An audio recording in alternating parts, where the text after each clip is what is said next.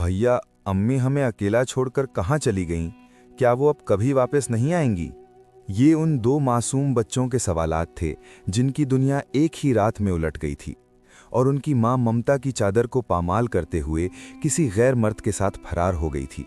मगर उस मां का अंजाम इतना हौलनाक हुआ कि सुनने वालों की रूह फना हो जाए। अरसलान के हाथों में थमी मिट्टी आज उसे बोझ महसूस हो रही थी। ये वही मिट्टी थी जिस पर वो कभी अपनी माँ के पीछे भागा करता था, और आज वही मिट्टी वो अपनी माँ के मुंह पर डालने आया था। उसने बराबर में खड़ी परी की तरफ देखा, जिसकी खामोश नज़रों में सिर्फ एक सवाल था कि भाई, क्या हमेशा के लिए पीछा छूट गया? अरसलान के पास कोई जवाब नहीं था। उसे सिर्फ अपने बाप का वो मुरझाया हुआ चेहरा याद आ रहा था, जो उस औरत के जाने के बाद कभी खिल न सका। उसने महसूस किया कि मिट्टी सिर्फ माँ की लाश पर नहीं गिर रही थी, बल्कि उन दुखों पर गिर रही थी जो उन्होंने बरसों तक सहे थे। कासिम एक ऐसा शख्स था जिसने अपनी पूरी जिंदगी मजदूरी की भट्टी में जला दी थी, ताकि उसकी बीवी जोया और बच्चे किसी के आगे हाथ ना फैलाएं। मगर जोया के दिल में एक ऐसी तलब जाग चुकी थी जिसे कासिम की हलाली की कमाई पूरा नहीं कर सकती थी। वो अक्सर अपने हाथों की लकीरों को देखती और सोचती कि क्या उसकी किस्मत सिर्फ इस कच्चे घर की दीवारों तक महदूद है। उसने अपने बच्चों अरसलान और परी की मासूमियत से मुंह मोड़ लिया था और उसका सारा वक्त उस राब्तागाह मोबाइल की सरगोशियों में गुजरने लगा। अरसलान, जो अभी सिर्फ 12 साल का था, अपनी माँ की आंखों में वो अजनबी चमक देख लेता था जो उसे खौफजदा कर देती थी। वो देखता कि जब उसका बाप थका हारा घर आता तो जोया उसे सुकून देने के बजाय बेरुखी का मुजाहरा करती, जैसे कासिम का वजूद उसके लिए कोई बोझ हो। परी अभी इतनी छोटी थी कि वो सिर्फ अपनी माँ की चादर से लिपटकर सोना जानती थी, मगर जोया ने उस मासूम को भी अपने से दूर करना शुरू कर दिया था।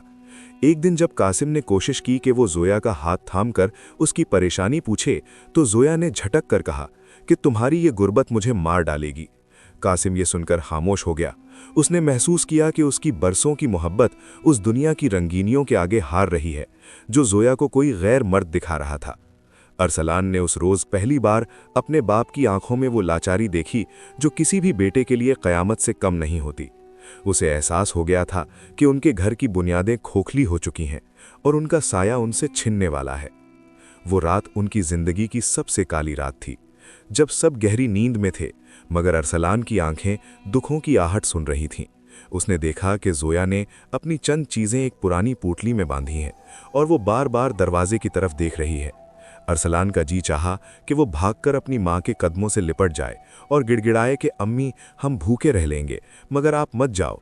मगर जोया के चेहरे पर मौजूद बेरहमी ने उसके कदम जकड़ लिए। जोया ने एक बार भी पलटकर परी की मासूम सूरत न देखी, जो नींद में भी अपनी माँ का पल्लू तलाश कर रही थी। वो दबे पांव बाहर निकली और अंधेरों में गुम हो गई। अपने पीछे एक ऐसा खला छोड़ गई जिसे दुनिया की कोई नेमत पुर नहीं कर सकती थी। अरसलान ने उस पल महसूस किया कि वो एक ही रात में बच्चा से मर्द बन गया है, क्योंकि अब उसके कंधों पर एक टूटे हुए बाप और एक रोती हुई बहन का बोझ था। सुबह का सूरज जब निकला तो वो अपने साथ रोशनी नहीं बल्कि अंधेरा लाया था। परी ने जब अपनी माँ को बिस्तर पर ना पाया तो उसकी चीखों ने कासिम को जगा दिया। कासिम ने जब खाली बिस्तर और खुला दरवाज़ा देखा तो उसकी रूह फना हो गई। उसने पागलों की तरह पूरे गांव में जोया को तलाश किया, लोगों से पूछा, मगर हर जगह उसे सिर्फ तंज और अफसोस मिला। अरसलान ने जब अपने बाप को ज़मीन पर बैठे रोते देखा तो उसने ठान ली कि वो अब अपने बाप का सहारा बनेगा। कासिम की मर्दानगी उस दिन टूट कर बिखर गई थी। वो समझ गया था कि जोया ने सिर्फ उन्हें छोड़ा नहीं था, बल्कि उनकी इज्जत का जनाजा निकाल दिया था। घर में चूल्हा ठंडा था और बच्चों का मुस्तकबिल उससे भी ज्यादा तारीक हो चुका था, मगर दुनिया को इन दो यतीम बच्चों से कोई सरोकार न था। जोया के फरार ने कासिम को एक ऐसी जहनी और जिस्मानी शिकस्त से दोचार कर दिया था कि वो जिंदा रहते हुए भी एक मुर्दा बन चुका था। अरसलान ने देखा कि उसका बाप, जो कभी पहाड़ जैसा मजबूत था, अब दीवारों से लगकर बैठा रहता और उसकी खाली नजरें हमेशा उस दरवाजे पर टिकी रहतीं जहां से उनकी खुशियां रुखसत हुई थीं। परी भूख से रोती, बिलखती, मगर कासिम के पास इतनी हिम्मत न थी कि वो उठकर अपने बच्चों के लिए 2 वक्त की रोटी का बंदोबस्त कर सके। अरसलान ने जब अपने बाप की ये हालत देखी तो उसने फैसला किया कि वो अपनी मासूमियत को कुर्बान कर देगा। उसने अपने पुराने और फटे हुए कपड़े पहने और गांव की उन गलियों में निकल गया जहां लोग उसे तरस भरी नजरों से तो देखते थे, मगर कोई सहारा देने को तैयार न था।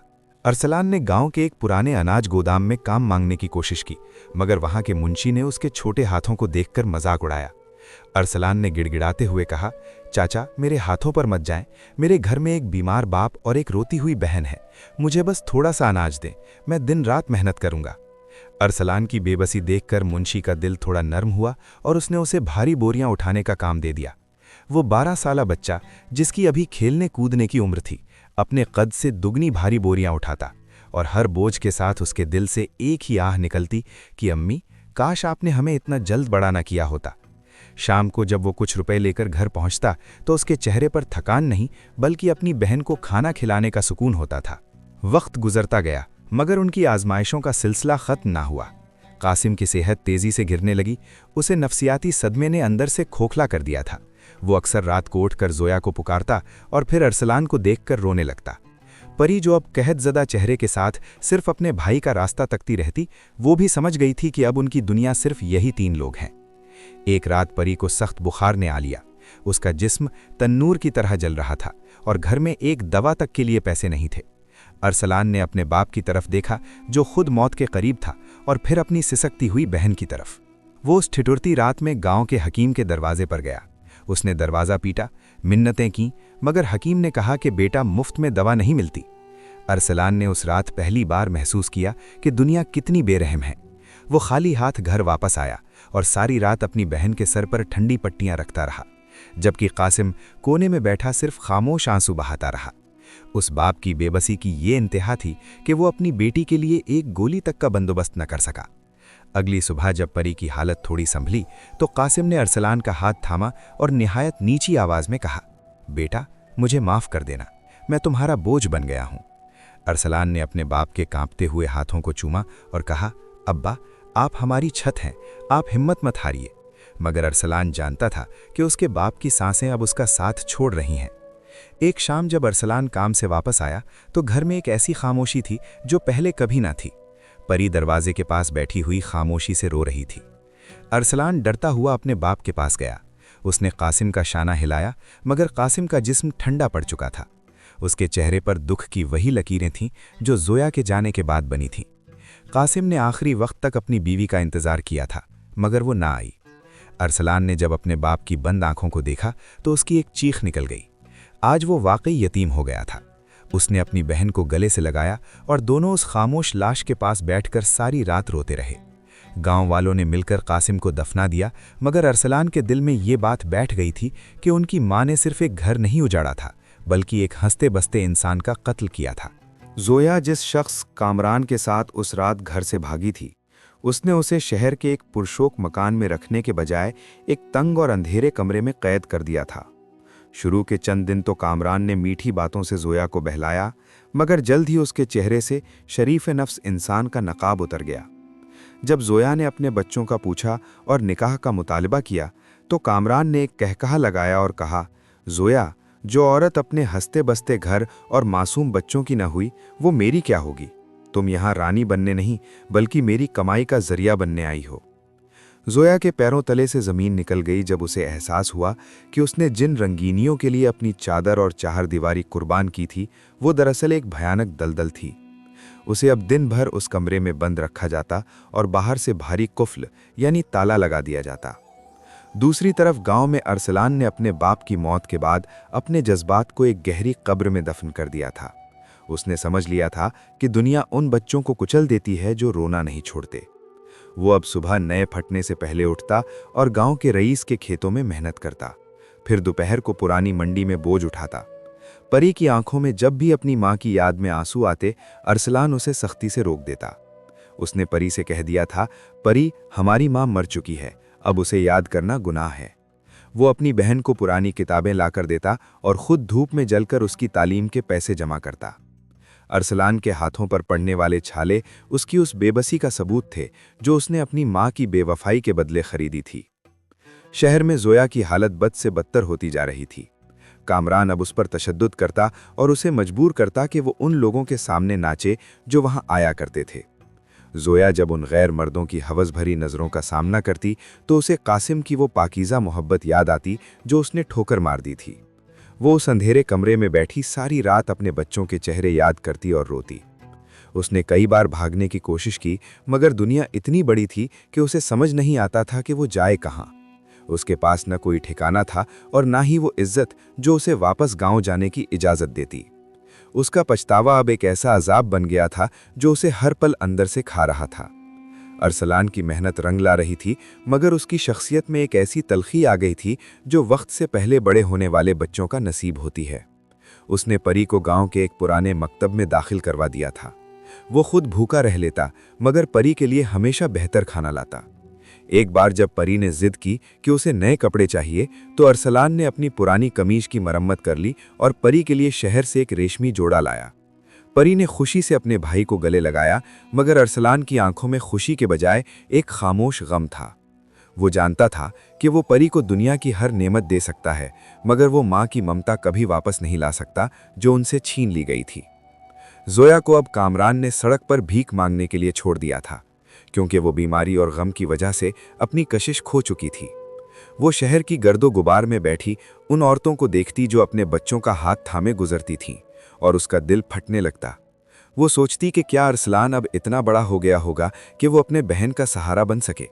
क्या परी ने उसे माफ किया होगा? मगर ये सवालात सिर्फ हवा में तैरते रहते। जोया की बेबसी ये थी कि वो जिंदा थी, मगर उसकी रूह कब की मर चुकी थी। वो उस मोड़ पर खड़ी थी जहां से सिर्फ मौत ही उसे सुकून दे सकती थी, मगर गुनाहों का कर्ज अभी बाकी था। बरसों बीत गए और अरसलान ने अपनी मेहनत की आग में अपने दुखों को जलाकर राख कर दिया। वो 12 साला लाचार बच्चा अब एक खुददार और मजबूत नौजवान बन चुका था, जिसने शहर की एक पुरानी मंडी में अपना कारोबार जमा लिया था। उसने अपनी बहन परी की हिफाजत किसी मुकद्दस अमानत की तरह की, उसे पढ़ाया और उसकी हर ख्वाहिश को अपने खून पसीने से पूरा किया। परी अब जवानी की दहलीज पर थी। उसका चेहरा बिल्कुल वैसा ही था जैसा जोया का हुआ करता था, मगर उसकी आंखों में जोया जैसा लालच नहीं, बल्कि अपने भाई के लिए बेपनाह मोहब्बत और शुक्रगुजारी थी। अरसलान ने परी के लिए एक निहायत शरीफ और दीनदार घराना तलाश किया और उसकी शादी की तैयारियां शुरू कर दी। उसने दिल में अहद किया था कि वो परी को उस तरह रुखसत करेगा कि देखने वालों को लगे कि ये किसी यतीम की नहीं, बल्कि एक बादशाह की बहन की शादी है। शादी वाले दिन जब परी दुल्हन बनी तो अरसलान की आंखों में अपने बाप कासिम का अक्स उतर आया। उसने परी के सर पर हाथ रखा और कहा, परी, आज तुम्हारे सर पर जो ये चादर है, इसकी खातिर मैंने अपनी जवानी और अपना सुकून कुर्बान किया है। हमेशा अपने घर की इज्जत की हिफाजत करना। परी ने रोकर अपने भाई का हाथ चूमा। वो दोनों जानते थे कि इस खुशी के पीछे कितने अंधेरे थे। अरसलान ने पूरी शानो शौकत से अपनी बहन को रुखसत किया, मगर जब वो खाली घर वापस आया तो उसे वही खामोशी डसती हुई महसूस हुई जो बरसों पहले उसकी माँ ने पीछे छोड़ी थी। वो अकेला बचा था, मगर उसके दिल में सुकून था कि उसने अपने बाप से किया हुआ वादा पूरा कर दिया है। दूसरी तरफ शहर की गंदागाही गलियों में जोया एक चलती फिरती लाश बन चुकी थी। कामरान ने उसे बूढ़ा और बेकार समझकर कब का ठोकर मार दी थी। अब जोया के पास न रहने को घर था, न खाने को रोटी। वो सड़क किनारे बैठकर लोगों की गालियां सुनती और उनके फेंके हुए टुकड़े खाती। उसका जिस्म बीमारियों का घर बन चुका था, मगर उसकी रूह अब भी भटक रही थी। उसे हर रात ख्वाब में कासिम की वो लाचार आंखें और अरसलान की वो पुकार सुनाई देती जो उसने फरार होते वक्त अनसुनी कर दी थी। उसके अंदर का पछतावा अब इतना बढ़ गया था कि वो एक बार, सिर्फ एक बार अपने बच्चों से माफ़ी मांगने के लिए तरसने लगी। उसने फैसला किया कि वो मरने से पहले अपने गांव वापस जाएगी, चाहे वहां उसे मिट्टी में मिलने की जगह भी न मिले। जोया ने गांव की तरफ सफ़र शुरू किया, मगर यह सफ़र किसी खुशी के लिए नहीं, बल्कि अपनी जिल्लत का आखिरी हिसाब करने के लिए था। वो फटे हुए पुराने लिबास में जब गांव की हुदूद में दाखिल हुई तो किसी ने उसे नहीं पहचाना। वो वही गांव था जहां वो रानी बनकर रहती थी, मगर आज वो वहां एक साया बनकर आई थी। वो दबे पांव अपने पुराने घर की तरफ बढ़ी, मगर वहां का मंजर बदल चुका था। कच्चा घर अब एक पक्की इमारत में बदल गया था, मगर वहां कोई रोना धोना नहीं था। उसने दूर से देखा कि एक कदावर नौजवान अरसलान बाहर खड़ा किसी से बात कर रहा है। जोया का दिल धक से रह गया। उसने अपने बेटे को पहचान लिया, मगर उसमें इतनी हिम्मत न थी कि वो उसके सामने खड़ी हो सके। वो एक दरख्त के पीछे छुपी हुई अपने बेटे को देखती रही और खामोश आंसू बहाती रही। उसने देखा कि अरसलान कितना मजबूत और पुरवकार हो गया है। फिर उसने देखा कि एक सवारी यानी गाड़ी रुकी और उसमें से परी निकली जो अपने भाई से मिलने आई थी। जोया ने जब अपनी बेटी को दुल्हन के लिबास में और खुशहाल देखा तो उसकी एक सिसकी निकल गई। उसने महसूस किया कि उसके बच्चों ने उसके बगैर जीना सीख लिया है और वो उनकी जिंदगी में अब सिर्फ एक मैल के सिवा कुछ नहीं। वो वहां से पीछे हटने लगी। उसे लग रहा था कि उसकी मौजूदगी से उन बच्चों की खुशियों को नजर लग जाएगी। वो उल्टे कदमों वापस गांव से बाहर निकलने लगी, मगर उसकी सांसें अब उसका साथ छोड़ रही थीं। उसका सफर खत्म हो रहा था, मगर उसकी बेबसी अभी अपने उरूज पर थी। जोया की हिम्मत जवाब दे चुकी थी। वो गांव की सरहद से बाहर निकलते ही एक पुराने कब्रिस्तान के पास गिर पड़ी। वही कब्रिस्तान जहां कासिम की मिट्टी अब पुरानी हो चुकी थी। उसका जिस्म लरज रहा था और फेफड़ों में हवा की जगह चुभन भर गई थी। दूसरी तरफ अरसलान को न जाने क्यों एक अजीब सी बेचैनी महसूस हुई, जैसे कोई पुराना जख्म दोबारा खुल गया हो। उसने अपनी सवारी निकाली और गांव के बाहर की तरफ बढ़ा। दिल में एक अनजाना सा खौफ था।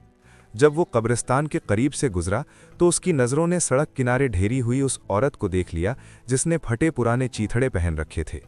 अरसलान ने इंसानियत के नाते सवारी रोकी और नीचे उतरा, मगर जैसे ही वो उस औरत के करीब पहुंचा उसके होश उड़ गए। जोया ने मुश्किल से अपनी बुझती हुई आंखें खोलीं और अपने सामने उस शख्स को देखा जिसे उसने 12 साल की उम्र में बेसहारा छोड़ा था। अरसलान के हाथों में वही लर्जिश थी जो बचपन में मां के जाने पर हुई थी। उसने लाचारी से पूछा, जोया, क्या तुम वही हो? जोया के पास अल्फाज नहीं थे, सिर्फ उसकी आंखों से बहते हुए पछतावे के आंसू थे जो उसकी झुर्रियों भरे चेहरे पर बह रहे थे। उसने कांपते हुए हाथों से अरसलान का पल्लू पकड़ना चाहा, मगर अरसलान पीछे हट गया। उसने निहायत भारी और तल्ख आवाज में कहा, तुम आज क्यों आई हो? जब अब्बा मौत और जिंदगी की जंग लड़ रहे थे तब तुम कहाँ थीं? जब परी भूख से रोती थी तब तुम्हारी ममता कहाँ सो गई थी? जोया ने टूटे हुए लहजे में कहा, बेटा मुझे माफ। मगर अरसलान ने उसकी बात काट दी। माफी? क्या माफी उन सालों को वापस ला सकती है जो हमने दुनिया की जिल्लत में गुजारे? क्या माफी मेरे बाप की उस मुस्कुराहट को वापस ला सकती है जो तुम्हारे जाने के बाद हमेशा के लिए खो गई? अरसलान की आवाज में बरसों का दुख और गुस्सा था, मगर जब उसने जोया की हालत देखी, उसके जख्मी पांव, उसका कंकाल बनता जिस्म और उसकी आंखों में मौजूद मौत का खौफ, तो उसके अंदर का बेटा जाग उठा। उसने न चाहते हुए भी जोया का सर अपनी गोद में रखा और चीख कर बोला, तुमने हमारे साथ ऐसा क्यों किया माँ? जोया ने आखिरी बार अरसलान के चेहरे को देखा। उसकी आंखों में अब वो पुराना लालच नहीं बल्कि एक गहरी खामोशी थी।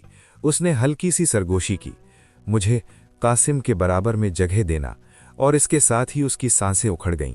जोया मर चुकी थी, मगर उसके चेहरे पर अब भी वही बेबसी थी जो गुनहगारों का मुकद्दर होती है। अरसलान वहां बैठा देर तक रोता रहा। वो उस औरत के लिए नहीं रो रहा था जिसने उन्हें छोड़ा था, बल्कि उस माँ के लिए रो रहा था जो उसके ख्यालों में कहीं जिंदा थी। उसने परी को बुलाया। जब परी ने अपनी माँ की ये हालत देखी तो वो भी अपने दुख छुपा न सकी। दुनिया ने देखा कि उन बच्चों ने अपनी माँ को वही जगह दी जो उसने मांगी थी, मगर उनका ताल्लुक हमेशा के लिए टूट चुका था। अरसलान ने मिट्टी डालते वक्त महसूस किया कि मिट्टी सिर्फ माँ की लाश पर नहीं गिर रही, बल्कि उन तमाम सवालों पर गिर रही है जिनका जवाब दुनिया में कभी नहीं मिल सकता था। जोया का अंजाम उन तमाम औरतों के लिए एक सबक था जो चंद दिनों की रंगीनी की खातिर अपने जन्नत जैसे घर को आग लगा देती हैं। अरसलान और परी वापस अपने घर चले गए, मगर उस दिन के बाद उन्होंने कभी पीछे मुड़कर नहीं देखा, क्योंकि उनकी दुनिया अब माजी के पछतावे से आज़ाद हो चुकी थी।